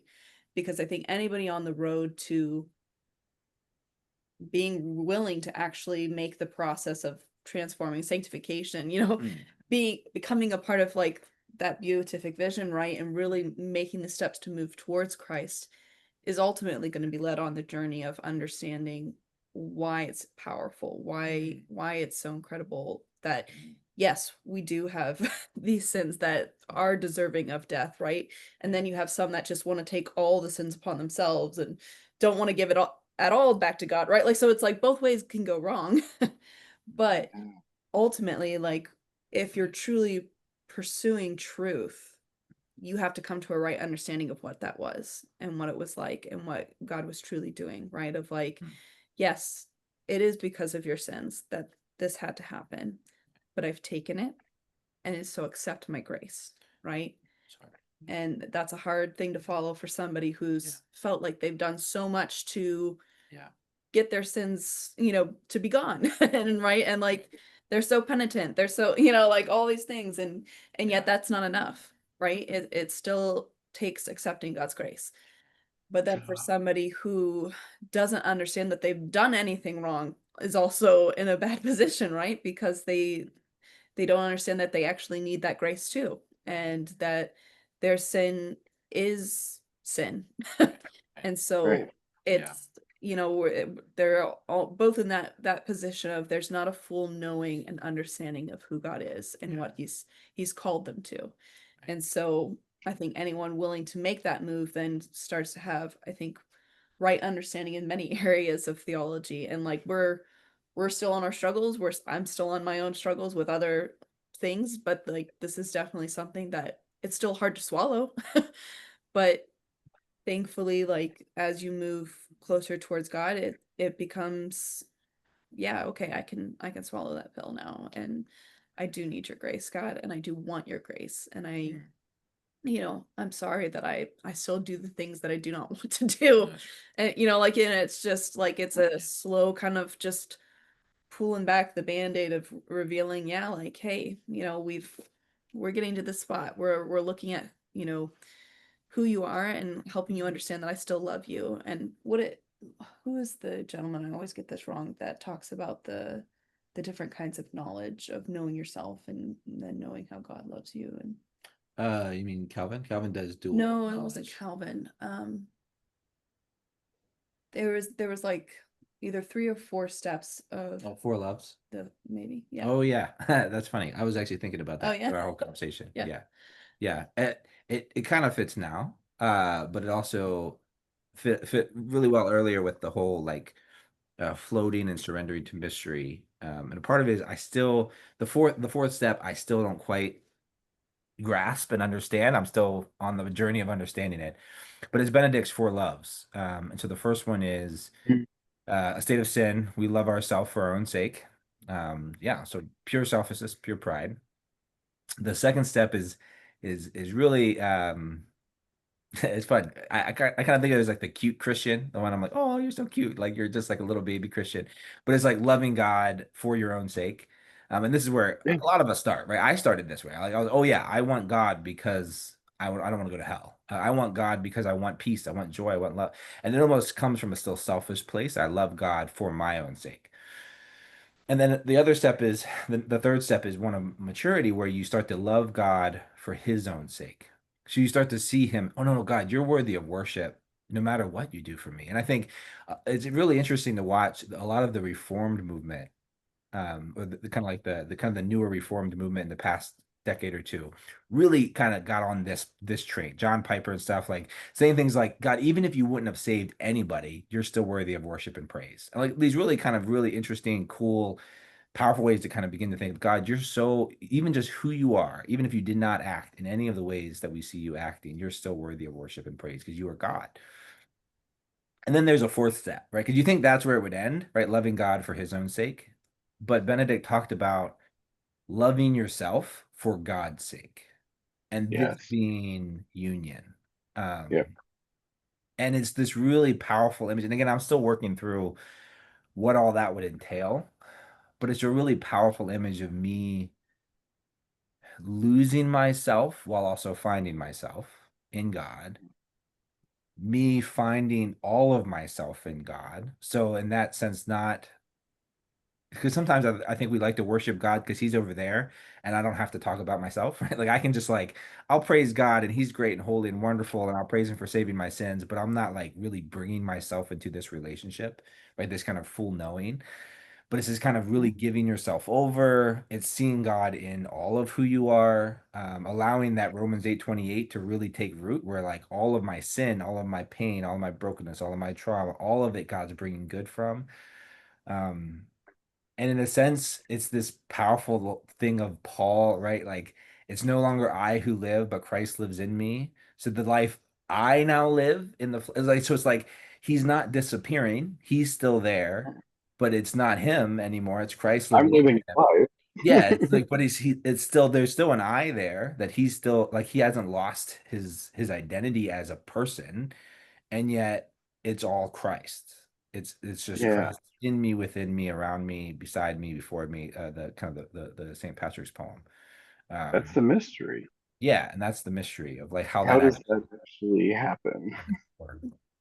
Yeah. Maybe as you guys are talking, I'm thinking of maybe the epidemic within the church is a epidemic of pharmakia. Because in scripture, that term pharmakia, the Greek term, is translated witchcraft or sorcery. Mm. And every reference Paul makes to pharmakia is essentially this: we're looking at God saying, "My will be done." Hmm. As C.S. Lewis said, there's two type of people. Oh, sure. Yeah. Yeah, there's people that look at God and say, "Your will be done," and then there's people that God looks at and says, "Your will be done." Right. Maybe the epidemic is an epidemic of sorcery and witchcraft, just not as we've pictured that or imagined that Right. Yeah. in popular culture or even in Christian circles. Right. Right. But it's the epidemic of, Yeah. in those four loves, Right. like it's a varying degrees of my will be done Yeah, sure. Right. Yeah. until you get to that place where you're like, your will and my will are the same. We're Yeah. indwelt. Yeah. Mm. Yeah. And I'm still living my life. I'm not a puppet, Right. Yeah. but I also am, you're in me. Yeah. Yeah. Yeah. Yeah. Yeah. How does that work? Yeah. Yeah. That's powerful, because I think you're right. There's this kind of thought in society that secularism brought a removal of kind of witchcraft or paganism, but it didn't. Because all Mm-mm. witchcraft is me trying to control life. Same with Yeah, same with worship of Ra, the sun god, right? If I make these sacrifices, if I do X, Y, and Z, I get this benefit. And secularism is all about that, right? And in fact, it's almost even a greater perversion of it, right? I had a professor. It's funny because it was even pre-COVID. He joked about putting holy water next to elevators because everyone started putting hand sanitizer next to elevators, right? It's like this is the move of secularization, right? Instead of us going into church and putting holy water on to protect our body, physical body from illness, we now rub on some Germ-X, right? right. Um, and you can see That's how funny. scientifically we're like, yeah, maybe we should use Germ-X. Like it's healthy. It kills 99.9% of germs, right? But if Right. you're putting on Germ-X, believing that you are in control of your physical body and physical health, you're wrong, right? And there's the sense in which holy water is the more pure version because you're fully recognizing God is the one who sustains my physical body and my physical health. And Right. so I agree. I think there is this move in which even in today's society, we're still treating even Christianity as a transactional thing. How can I manipulate God in order to get my own desires or what I believe to be my own desires? I think we're wrong. Delight yourself in the Lord, and He will give you the desires of your heart. He is our true desire, but we have these twisted desires, and we think we can somehow manipulate God into giving us those desires. Because he owes us. Because He owes us. You know, Yeah, maybe. Yeah, I'm because like, we all of deserve these it things in some I've way, done. right? We deserve it. Right? Yeah, which is again the hardest part of that orphan mindset, right? Is saying no, no, I don't. Like I have to give up even trying to earn it. Um, Mhm. yeah, and I think this is where I think there is real value in looking at the monastic journey and trying to say, okay, how can we implement things in our lives that do break the illusion of control, right? And I think there are certain ways that we can do that. And I'm not saying we should use holy water, although that is a very visceral reminder that God is over my body. But there are many ways. I mean, fasting is a great way to like Communion. yeah. Oh, and taking communion for sure. In the appropriate Yeah. spirit. Yeah. If we understand communion as this feast of our spiritual lives, yeah. But like even fasting, solitude, silence, service of others. You mentioned, how God cares for the poor and the orphans. It's like I think a part of the reason that's so central is for them, obviously, that's the love and care, but also we're included in that benefit, in that when we love as the Bible would say, the least of these, what the society sees as the least of these, we are reminded of the love of God reaching out to us, who is counted among one of the least of these. So I think there are ways in which we pursue Christian discipline and discipleship that break the illusion and kind of allow us to fully enter into that kind of known relationship. Curious question. Given our egocentric culture and how that plays out, what do you think is the most neglected spiritual exercise? You're talking about fasting, communion, those kinds of things, prayer, what would you say the most neglected spiritual practice would be? Interesting. Hmm. Solitude and silence. Yeah, probably solitude and silence. Yeah, that's probably one of the biggest one. There's a lot of noise. There's a lot of noise. So much. Yeah. And I think some of it depends on the culture or about who you're referring to, especially for evangelical Christians. I think, yeah, solitude and silence across the board for anybody in the West. One thing I noticed for evangelical Christian is the neglect of the body. Mm-hmm. And that can take the place in terms of neglecting fasting and sorts of things. But like the whole exercises of kneeling and standing and prostrating yourself and again, I'm not saying we should all go into crossing ourselves, but like the idea of like involving our body in worship in very intentional key ways is very anti-modern, right? Modern is all about the mind, right? But there is this move now in psychology where we're recognizing, oh, the body is important, but yeah, kind of bringing the discipline of how do I actually remind myself that my body plays a part in my sanctification, and can be a useful way of me connecting with God. But for sure, as a general view of the West, yeah, definitely silence and solitude. Would you consider forgiveness to be a spiritual exercise? Mm, Good question. Yeah. I think so. It fits all the criteria. It's a choice. It's daily. right. It can be daily. It can be, yeah, Because I mean, I neglected think, or picked up. yeah, because now we're getting into areas of like, how do we categorize things, right? So like, it's not a normal one that people think about, right? Sure. But it is like, if we're talking about exercising things that are mandated through scripture, then yeah, there's a lot of things like, but forgiveness is definitely one of them. And reconciliation is something that we all seem to lack a real follow through with, because All right. I think we only take it so far because it's an uncomfortable thing. You have to admit that there were wrongs done, and then that person then has to ask for forgiveness for those wrongs, which you can't control that. You could only maybe start the conversation, but then you also have to be willing to then make the full reconciliation, right? Of saying like, I accept your offer of, asking for forgiveness and I forgive you.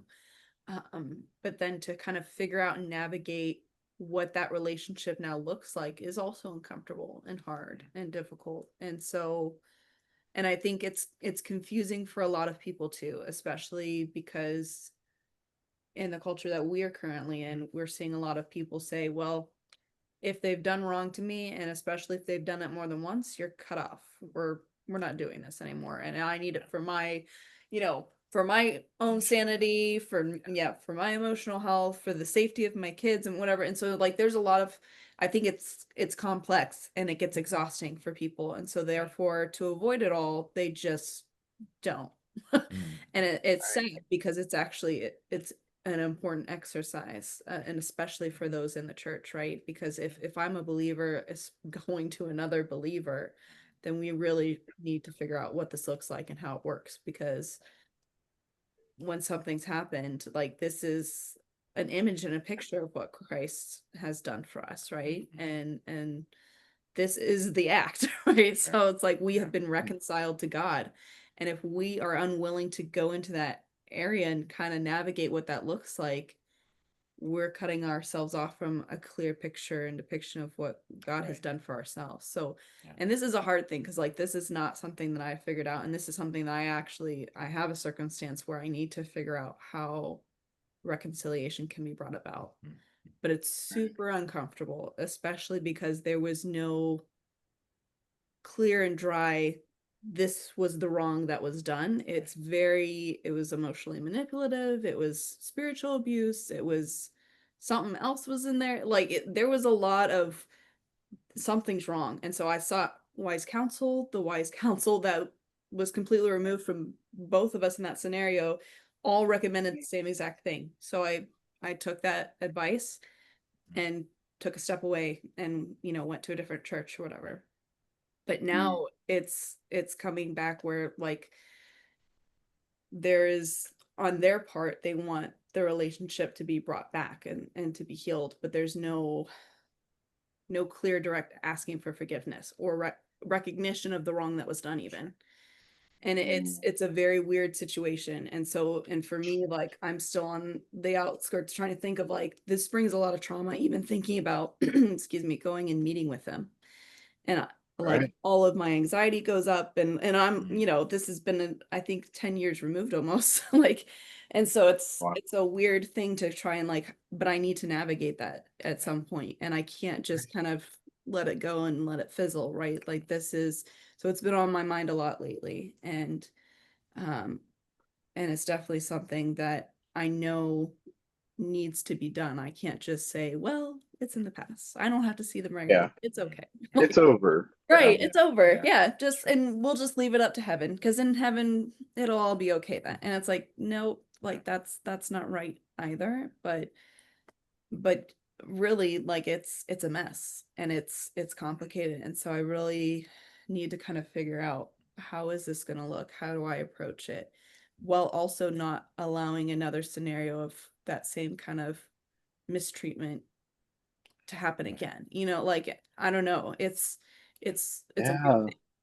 It's a So tough one. yeah, yeah, It's a rock and a hard place because I mean, we cannot deny that we are commanded to forgive. right, Right. We are commanded to seek reconciliation. right, Commanded. Not like, it'd be a good idea if you tried this. right, right, But then there's also very real pain and hurt that has been experienced. yeah, Right. And so how do I walk that out? yeah, Yeah. And I think, to your point, at least in my experience of it, and why I asked the question, if it's just me or if you're seeing it as well, is like forgiveness is a very neglected spiritual practice. yeah, And so, like, to bring light to that, like, no, we are commanded to do this. right, Right. You know, timelines, you know, all of that is adjustable to be yeah, wrestled with. right, Yeah. But at the end of the day, we're commanded, and Paul says, you know, to the extent that it's possible, you know, forgive, right, bring peace, right, as the extent you can handle it. And so sometimes you can only do your part, Yeah. yes, Yeah. you know. I would But love to. then, yeah, I've been wrestling with it, so I'm glad to get your guys' input on it. yeah, I'd love to try to pull a few pieces together because I think there's some really interesting threads that I see coalescing. Because if we look at the natural response to the perfect man being crucified and hung on the tree, then it stands to reason that even if we're completely unaware of it, as we draw closer to Christ, as we become partakers in his nature, like this is so obvious in Jesus' words that we will attract hatred and mistreatment and persecution.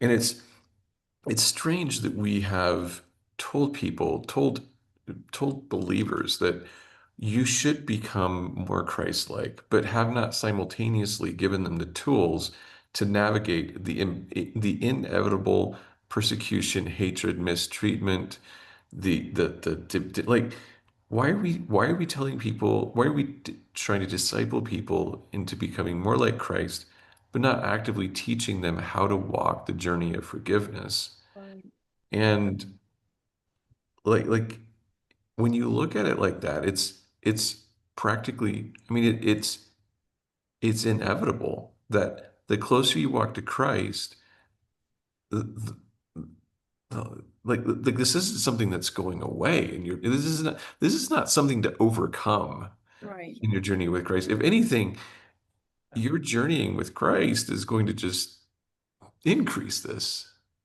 Interesting. Yeah. yeah. Hmm.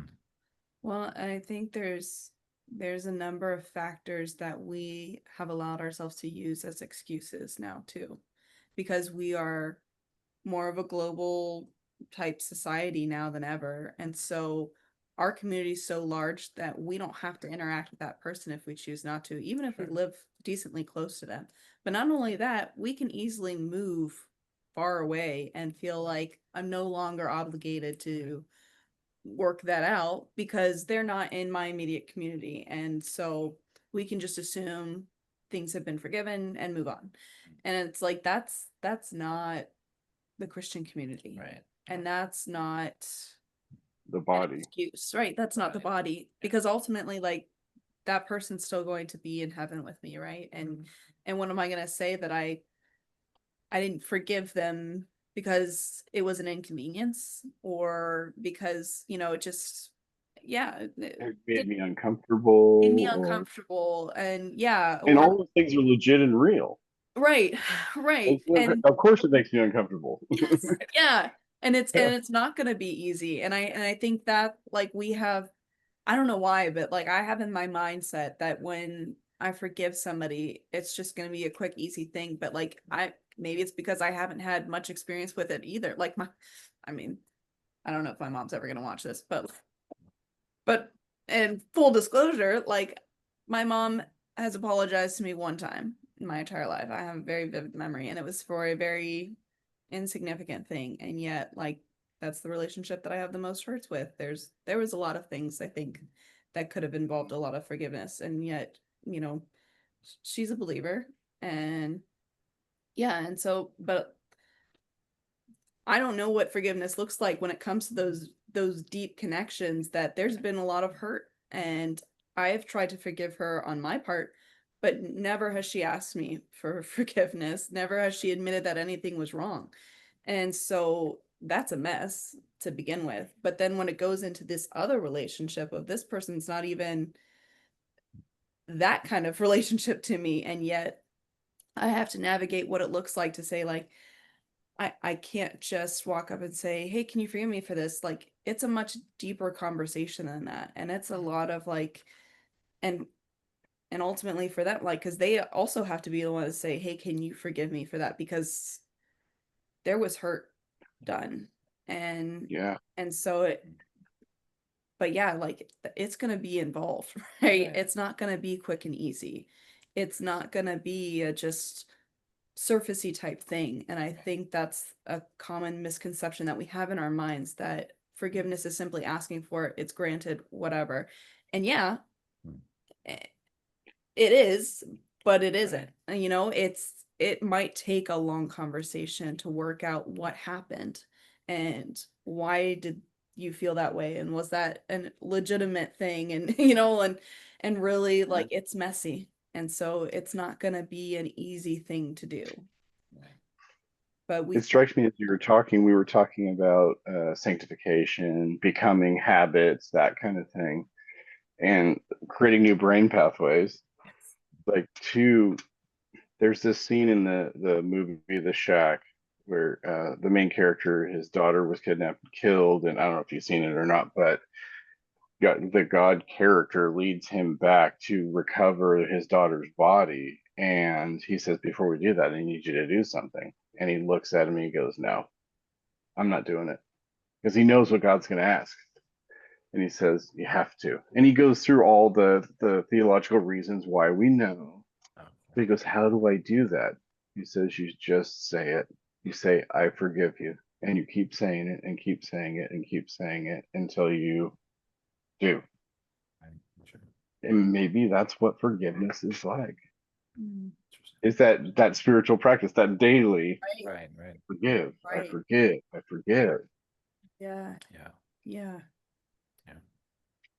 Right. That is a picking up your cross, Yes. bearing your cross like that.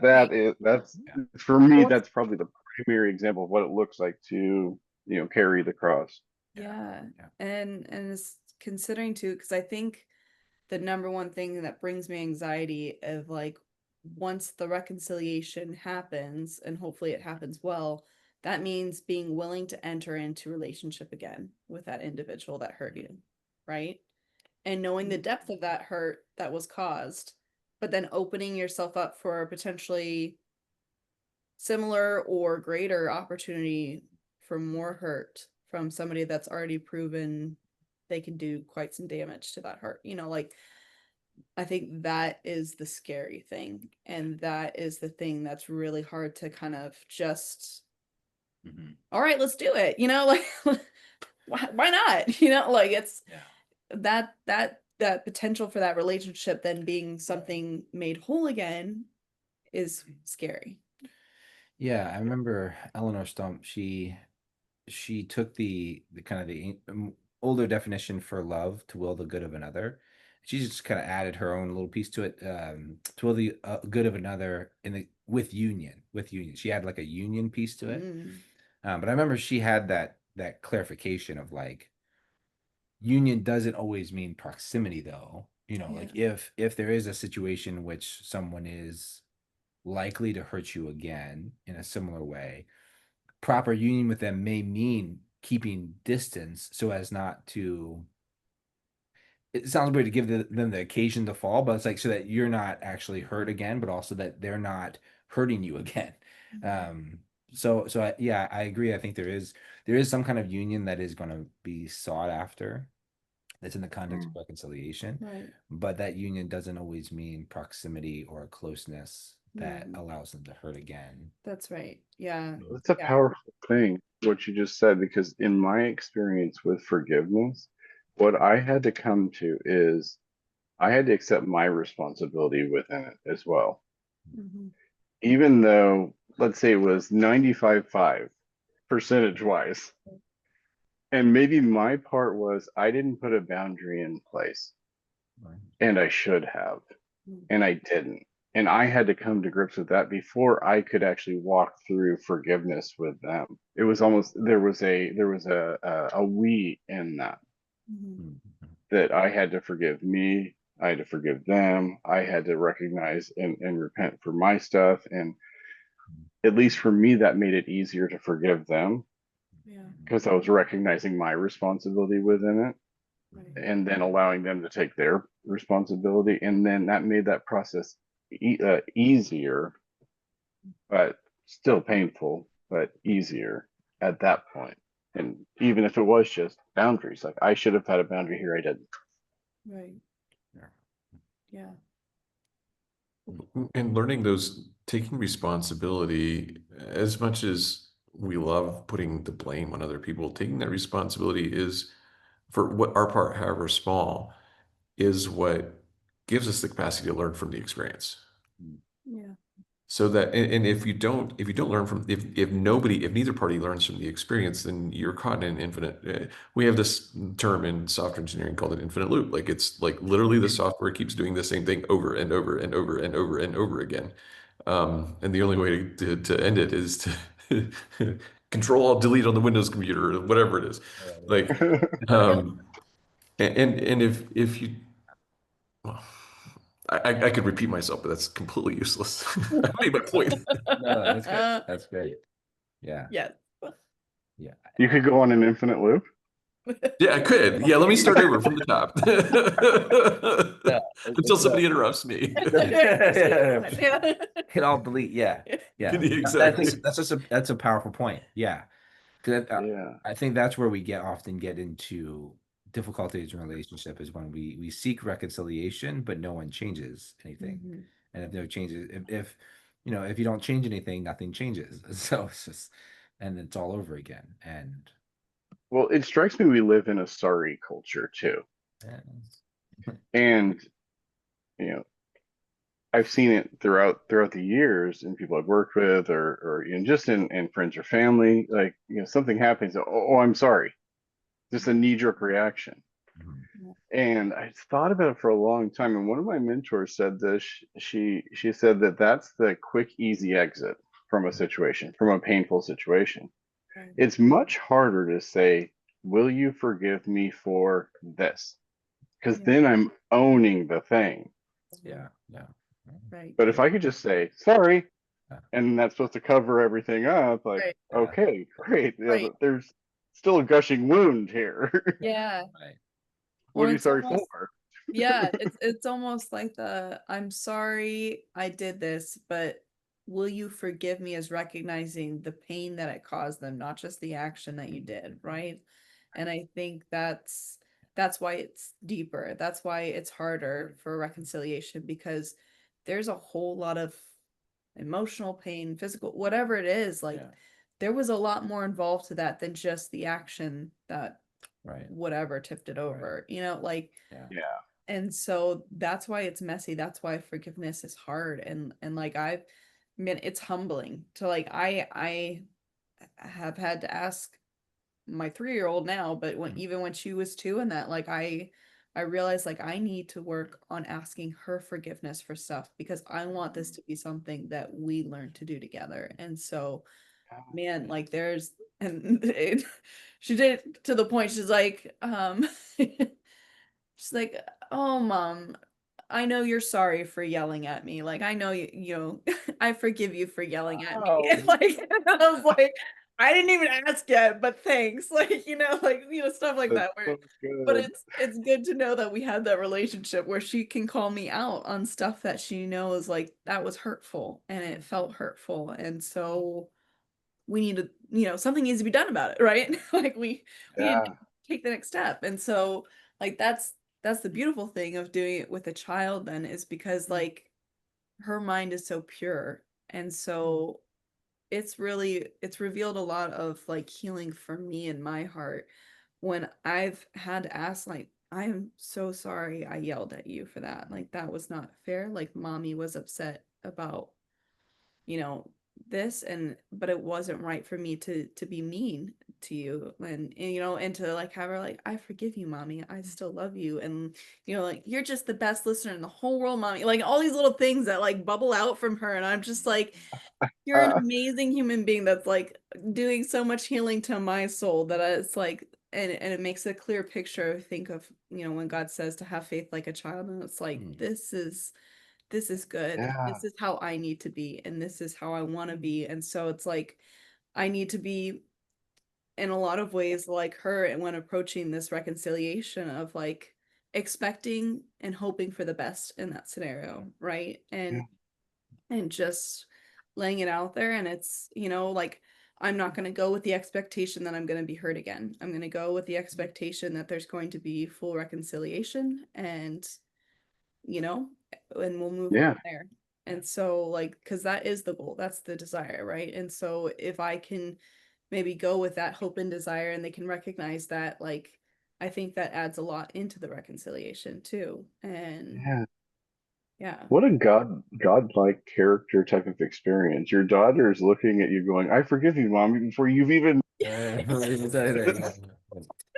he just offers it up, and you're like, oh, yes, yeah, okay, Yes. like, it's a little painful to be called out so clearly, but yeah, like, I needed that. But so beautiful at the Yeah. same time. You're right. Yes. Yes. Oh man. Yeah. Uh, yeah.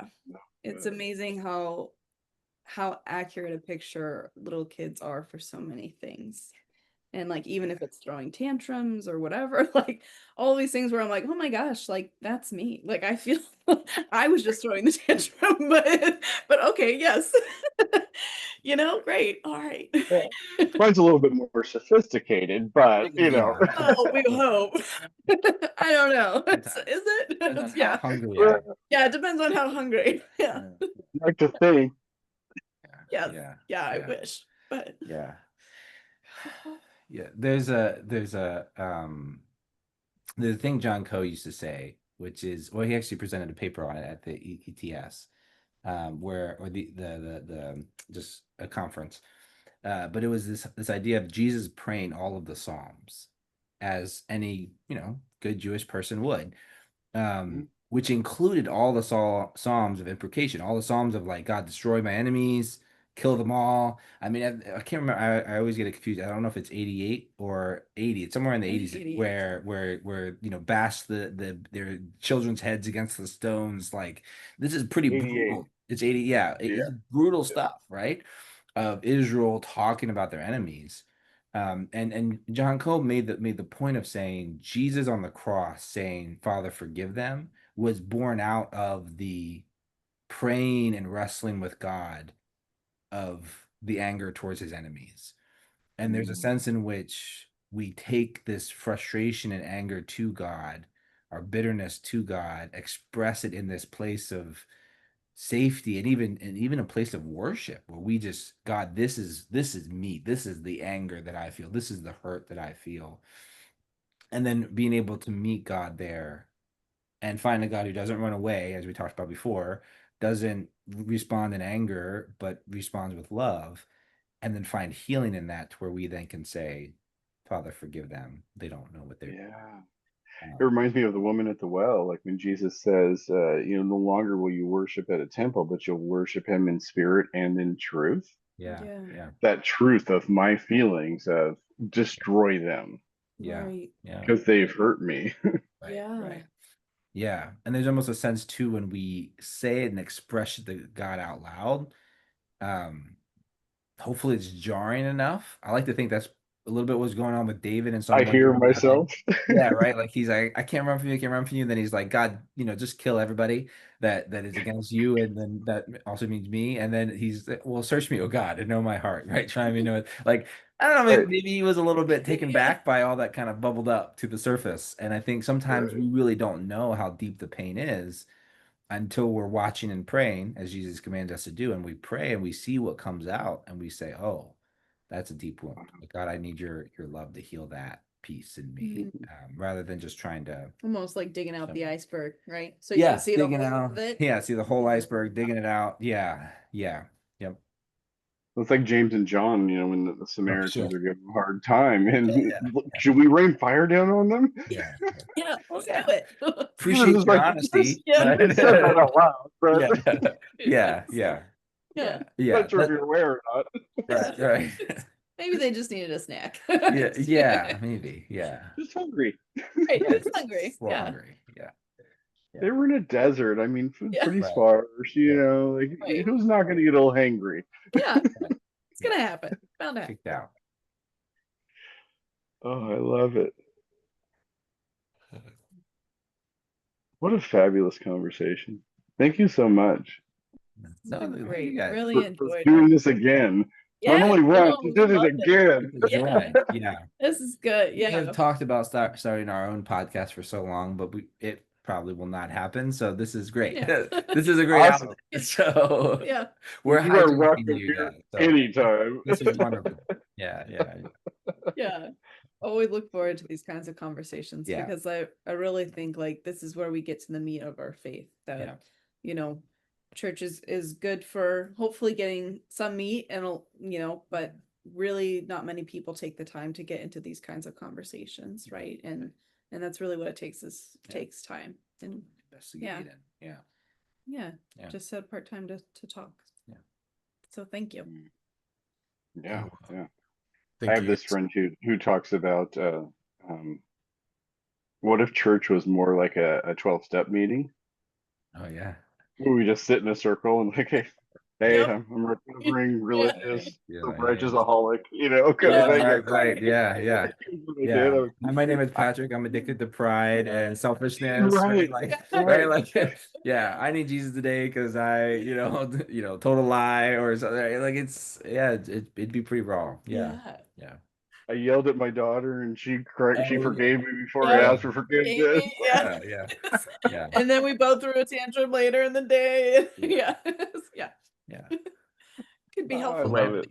Might have to rename the podcast. I also have a friend. So there's a pub in the desert, but I also have a friend of mine who basically runs a church in the pub. So we might have to have a few spin-off terms that come Well, around. that just fulfills the dream of having this C.S. Lewis Tolkien-esque experience, Oh, yeah. So All the way. that is the absolute dream. Yeah. oh yeah. No. Anyways. All right. Well, we'll wrap this up and we'll say till next time. So for all of you guys listening, once again, you guys can subscribe in all the platforms. Y'all know how to do that. But we think that this conversation is better with more than just us. And so we would love to hear from you. Comments. We'd love to engage with you on any of the platforms, comments, any feedback, any input, any questions. Love to hear from you. And thanks once again for going with us on our wandering journey through our interesting conversations. And we appreciate you. And until next time. Thank you. Until next time. Yeah. Good night. Thank you guys. Yeah.